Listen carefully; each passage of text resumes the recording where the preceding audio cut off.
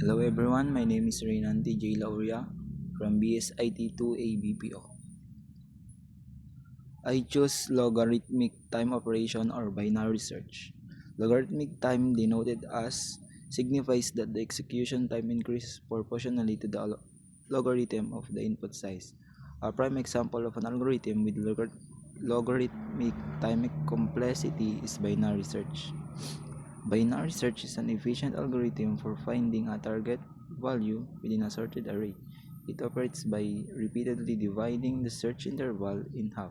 If the middle element matches the target, the search is successful. If the target is less than the middle element, the search continues in the left half.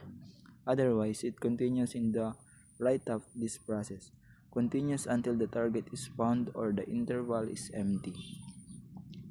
For example,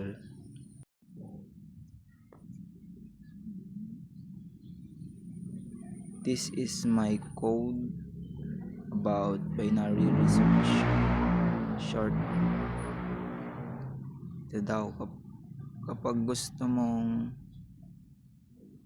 i-target yung index, like kung gusto mong makita yung or malaman kung saan index siya kabilang, like itatype natin yung 60, like natin 60, bibilangin niya kung saan siyang index na nakalagay.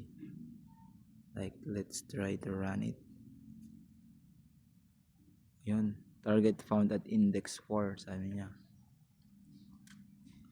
Then tignan natin kung tama, kung nasa index 4 nga. Bilangin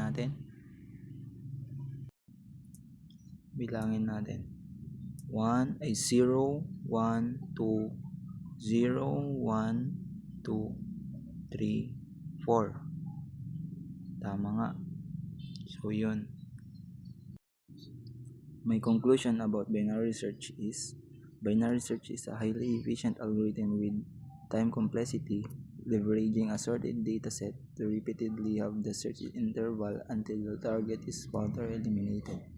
By comparing the target to the middle element and discarding half the remaining elements at each step, it achieves rapid lookups, making it indispensable for large-scale applications like databases and real-time systems.